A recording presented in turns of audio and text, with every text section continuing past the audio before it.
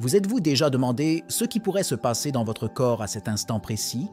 Cela peut paraître étrange, mais quelque chose d'aussi courant que l'iode dans votre alimentation, que vous ne pensez même pas à remettre en question, peut jouer un rôle crucial dans votre santé, et pas forcément de la manière que vous imaginez. Imaginez un instant qu'un choix apparemment inoffensif dans votre alimentation quotidienne puisse être la clé entre un état de santé optimal et le risque d'une maladie silencieuse, mais potentiellement grave. Cela vous semble intriguant? C'est exactement ce qui se passe dans votre corps maintenant. Saviez-vous que quelque chose d'aussi simple qu'un déséquilibre dans l'apport en iode peut conduire à un sérieux problème de santé, affectant des milliers de personnes sans même qu'elles s'en rendent compte? Chaque jour, les décisions que nous prenons, consciemment ou inconsciemment, sur ce que nous mangeons et comment nous vivons, peuvent tracer un chemin vers une réalité que nous n'aurions jamais imaginé affronter. Que choisiriez-vous si vous connaissiez exactement l'impact de ces décisions sur votre santé à long terme? Le cancer de la thyroïde, l'un des types de cancers endocriniens les plus courants, se produit lorsque des cellules anormales commencent à se développer dans la glande thyroïde. Cette glande, située à l'avant du cou, joue un rôle vital dans la régulation du métabolisme, influençant des fonctions telles que la fréquence cardiaque et la température corporelle. Bien que le cancer de la thyroïde soit souvent diagnostiqué à ses débuts grâce à son emplacement palpable et aux avancées dans les méthodes de diagnostic, son incidence a augmenté mondialement, y compris en Europe. Il existe différents types de cancers de la thyroïde, les plus courants étant le carcinome papillaire et le carcinome folliculaire. Ces types ont généralement un bon pronostic et sont traitables, en particulier lorsqu'ils sont détectés précocement. Cependant, des formes plus agressives, comme le carcinome anaplasique, présentent des défis plus importants dans le traitement. Les facteurs de risque incluent l'exposition aux radiations, les antécédents familiaux de maladies de la thyroïde et certaines conditions génétiques. La prise de conscience de ces facteurs est cruciale pour la prévention et la détection précoce. Le cancer de la thyroïde peut être asymptomatique dans ses premiers stades, rendant les examens de routine importants. Lorsqu'ils sont présents, les symptômes incluent des nodules sur la thyroïde, des changements dans la voix, des difficultés à avaler et un gonflement du cou. La diffusion d'informations et l'éducation sur la santé de la thyroïde sont essentielles, surtout compte tenu des variations dans les normes de santé et l'accès aux soins médicaux dans différents pays européens. Le rôle de l'iode dans la santé de la thyroïde. L'iode est un minéral essentiel pour la synthèse des hormones thyroïdiennes, qui sont cruciales pour la croissance, le développement et le métabolisme. La thyroïde capte l'iode de la circulation sanguine pour produire ces hormones. Un apport adéquat en iode est fondamental pour la santé de la thyroïde, et une carence en ce minéral peut conduire à des conditions telles que le goitre et l'hypothyroïdie. En Europe, l'iodation du sel a été une mesure efficace pour prévenir la carence en iode. D'un autre côté, un excès d'iode peut être tout aussi préjudiciable. Bien que la thyroïde ait des mécanismes pour réguler l'absorption de l'iode, une surexposition à ce minéral, que ce soit par des régimes riches en iode, des suppléments ou certains médicaments, peut déclencher des troubles thyroïdiens. Des études montrent que l'exposition excessive à l'iode peut conduire à des conditions telles que la thyroïdite, inflammation de la thyroïde, et même augmenter le risque de certains types de cancers de la thyroïde. C'est un aspect crucial à considérer, en particulier dans les pays européens où le régime peut naturellement inclure de grandes quantités d'iode, comme dans les zones côtières avec une consommation fréquente de fruits de mer. La sensibilisation à la quantité adéquate d'iode est essentielle. Les organisations de santé en Europe recommandent un apport quotidien équilibré en iode qui peut être atteint par une alimentation variée comprenant des poissons, des produits laitiers et, dans de nombreux pays, du sel iodé. Il est important de souligner la nécessité de consulter un médecin avant de commencer toute supplémentation en iode, en particulier pour les individus ayant des antécédents de maladies thyroïdiennes ou d'autres conditions de santé spécifiques. La supplémentation en iode et cesse risque. La supplémentation en iode est devenue une pratique courante dans de nombreuses régions d'Europe, souvent motivée par une recherche de solutions naturelles pour des problèmes de santé. Bien que la supplémentation soit bénéfique en CA de carence avérée, l'automédication sans surveillance médicale peut conduire à une consommation excessive d'iode. Cet excès peut perturber l'équilibre hormonal de la thyroïde, entraînant une hyperthyroïdie ou une hypothyroïdie et potentiellement augmenter le risque de cancer de la thyroïde. Dans de nombreux CA, les gens ne sont pas conscients des risques associés à la supplémentation excessive en iode. Cette méconnaissance est un problème de santé publique qui nécessite une attention. Des campagnes d'éducation sur la santé thyroïdienne et l'utilisation appropriée des suppléments sont essentielles pour prévenir la mauvaise utilisation de l'iode. De plus, les professionnels de la santé doivent être formés pour conseiller adéquatement leurs patients sur l'apport en iode, en particulier en Europe, où les régimes alimentaires et les besoins de santé peuvent varier considérablement d'une région à l'autre. La responsabilité de la santé thyroïdienne ne repose pas seulement sur les individus, mais aussi sur les systèmes de santé et les politiques publiques. Il est nécessaire d'établir un équilibre entre la prévention de la carence en iode et la mitigation des risques de sa supplémentation excessive. La mise en œuvre de directives claires sur l'apport en iode et l'éducation de la population sur les risques et les avantages associés à ce minéral sont des étapes cruciales. De plus, il est fondamental de promouvoir l'accès à des examens de santé réguliers qui peuvent détecter les déséquilibres thyroïdiens précocement, avant qu'ils ne deviennent des problèmes plus sérieux. Le style de vie et le risque de cancer de la thyroïde. Le style de vie joue un rôle significatif dans la santé de la thyroïde.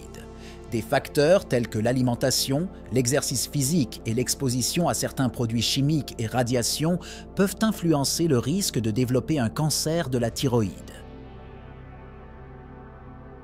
Une alimentation équilibrée, riche en fruits, légumes et nutriments essentiels est fondamentale pour maintenir la santé générale et celle de la thyroïde. En revanche, une consommation excessive d'aliments transformés et riches en graisses peut contribuer à un risque accru de diverses maladies, y compris le cancer de la thyroïde. L'activité physique régulière est également un élément important dans la prévention des maladies thyroïdiennes. Des exercices réguliers améliorent non seulement le métabolisme et la santé générale, mais peuvent aussi aider à maintenir un poids sain, ce qui est crucial car l'obésité a été associée à un risque accru de cancer de la thyroïde. De plus, la réduction de l'exposition à des substances toxiques, telles que le tabac et certains produits chimiques industriels, est une mesure préventive importante. La gestion du stress joue également un rôle dans la santé de la thyroïde. Le stress chronique peut affecter l'équilibre hormonal et exacerber les conditions thyroïdiennes. Par conséquent, l'adoption de pratiques de réduction du stress, telles que la méditation et le yoga, est bénéfique. En résumé, un style de vie sain et équilibré est un facteur clé dans la prévention du cancer de la thyroïde et dans la promotion de la santé en général. Les facteurs environnementaux et le cancer de la thyroïde. L'environnement dans lequel nous vivons a un impact significatif sur notre santé et peut influencer le risque de développer un cancer de la thyroïde. L'exposition à certains produits chimiques environnementaux, polluants et radiations peut augmenter le risque de cette maladie. Par exemple, l'exposition aux radiations, en particulier à un jeune âge, est un facteur de risque connu pour le cancer de la thyroïde. Dans les régions d'Europe avec un historique d'accidents nucléaires ou une exposition élevée aux radiations médicales, on observe une prévalence plus élevée de ce type de cancer. Les polluants environnementaux tels que les pesticides, les dioxines et les polluants organiques persistants, POP, trouvés dans certaines zones industrielles, sont également associés à un risque accru de cancer de la thyroïde. Ces substances peuvent interférer avec le fonctionnement normal de la thyroïde et altérer la production d'hormones thyroïdiennes. De plus, l'exposition prolongée à certains métaux lourds, tels que le plomb et le mercure, peut affecter la glande thyroïde. Il est donc crucial de prendre conscience de ces risques environnementaux et de s'efforcer de réduire l'exposition à ces polluants, tant au niveau individuel que par le biais de politiques publiques efficaces. Les changements climatiques et la qualité de l'air sont d'autres préoccupations environnementales susceptibles d'influencer l'incidence du cancer de la thyroïde. La pollution de l'air, par exemple, a été associée à un risque accru de diverses maladies, y compris les maladies de la thyroïde. Il est essentiel que les pays européens continuent de développer et de mettre en œuvre des politiques de protection de l'environnement et de promotion de la santé publique pour atténuer ces risques. De plus, il est important que les gens soient informés et prennent des mesures pour se protéger eux-mêmes et leurs familles, comme choisir des lieux de résidence avec une exposition moindre aux polluants et adopter des styles de vie plus durables. La diète et la prévention du cancer de la thyroïde. L'alimentation joue un rôle crucial dans la prévention du cancer de la thyroïde. Une alimentation équilibrée, riche en nutriments essentiels, peut aider à maintenir la thyroïde en bonne santé et réduire le risque de cancer. Les aliments riches en sélénium, tels que les noix, les poissons et les grains entiers, sont particulièrement bénéfiques pour la santé de la thyroïde, car le sélénium est important dans la production d'hormones thyroïdiennes et dans la protection de la glande contre les dommages oxydatifs. De plus, il est important de limiter la consommation d'aliments susceptibles d'interférer avec la fonction thyroïdienne.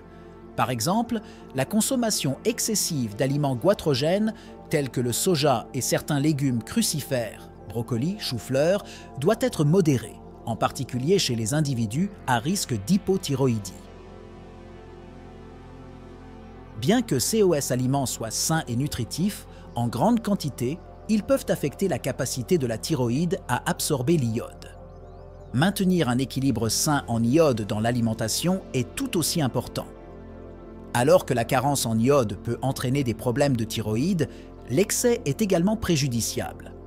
Adopter une alimentation variée, combinée à un mode de vie actif et à des examens de santé réguliers, est la meilleure stratégie pour la prévention du cancer de la thyroïde. Il est important que les gens soient conscients des besoins nutritionnels spécifiques pour la santé de la thyroïde et qu'ils recherchent des conseils nutritionnels professionnels, si nécessaire, en particulier dans les régimes avec des restrictions spécifiques ou en CAS de conditions de santé préexistantes. Signes d'alerte et symptômes. Le cancer de la thyroïde, dans ses premiers stades, ne présente souvent pas de symptômes clairs, ce qui peut rendre la détection précoce difficile. Cependant, il existe certains signes d'alerte qui ne doivent pas être ignorés. L'un des symptômes les plus courants est l'apparition d'un nodule sur le cou, qui peut être palpable et généralement indolore. Bien que la plupart des nodules thyroïdiens ne soient pas cancéreux, il est essentiel qu'ils soient évalués par un professionnel de la santé. D'autres symptômes pouvant indiquer un cancer de la thyroïde comprennent des changements dans la voix ou un enrouement, des difficultés à avaler, des douleurs dans le cou ou la gorge et un gonflement des ganglions lymphatiques dans le cou. Ces symptômes, surtout s'ils sont persistants et progressifs, doivent conduire à une consultation médicale. Il est important de souligner que, bien que ces symptômes puissent être indicatifs d'autres conditions de santé, leur présence justifie une évaluation médicale pour exclure ou confirmer le diagnostic de cancer de la thyroïde. La prise de conscience de ces signes et symptômes est vitale, en particulier parce que le cancer de la thyroïde, lorsqu'il est diagnostiqué précocement, a un taux de succès de traitement assez élevé. Des campagnes de sensibilisation et d'éducation sur les symptômes du cancer de la thyroïde sont fondamentales, non seulement pour le grand public, mais aussi pour les professionnels de la santé, afin de garantir des diagnostics opportuns et précis. Examen et diagnostic. Le diagnostic du cancer de la thyroïde commence généralement par un examen physique où le médecin recherche des nodules ou un gonflement de la thyroïde. Si un nodule est détecté, des examens supplémentaires sont nécessaires pour déterminer sa nature. L'échographie de la thyroïde est souvent la première étape, car elle peut aider à identifier si un nodule est solide ou rempli de liquide, ainsi qu'à évaluer son apparence et s'il y a des soupçons de malignité. Si l'échographie révèle des caractéristiques suspectes, une biopsie à l'aiguille fine peut être réalisée. Cette procédure implique le prélèvement d'un petit échantillon de tissu du nodule pour une analyse microscopique. La biopsie est cruciale pour confirmer si un nodule est cancéreux. Dans certains CA, des examens supplémentaires, tels que la scintigraphie thyroïdienne, peuvent être nécessaires pour évaluer la fonction thyroïdienne et identifier des zones anormales dans la glande. En plus des examens physiques et d'imagerie, des tests de laboratoire pour évaluer les niveaux d'hormones thyroïdiennes et d'anticorps peuvent également être utiles dans le diagnostic et la surveillance de la maladie. Impact psychologique du diagnostic. Le diagnostic de cancer de la thyroïde peut avoir un impact psychologique significatif sur les patients et leurs familles.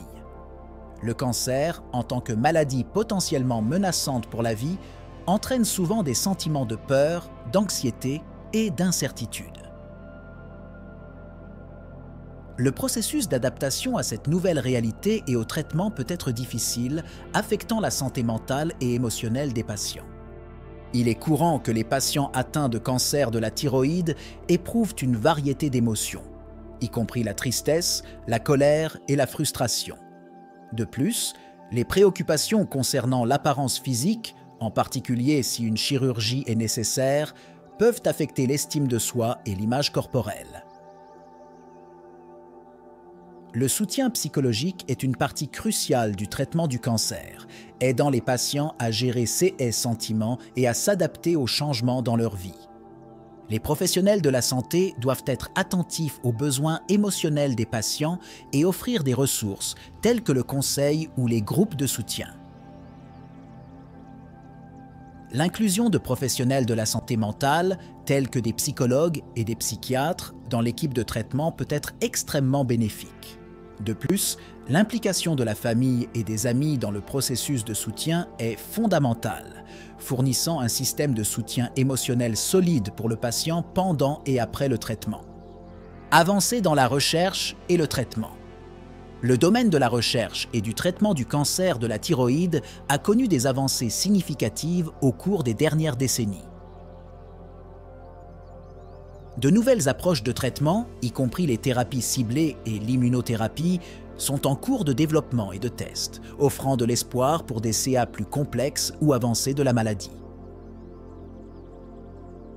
6 thérapies visent à attaquer spécifiquement les cellules cancéreuses, minimisant les dommages aux cellules saines, et ont montré des résultats prometteurs en termes d'efficacité et de réduction des effets secondaires. Outre les innovations dans les traitements, le diagnostic du cancer de la thyroïde bénéficie également d'améliorations technologiques.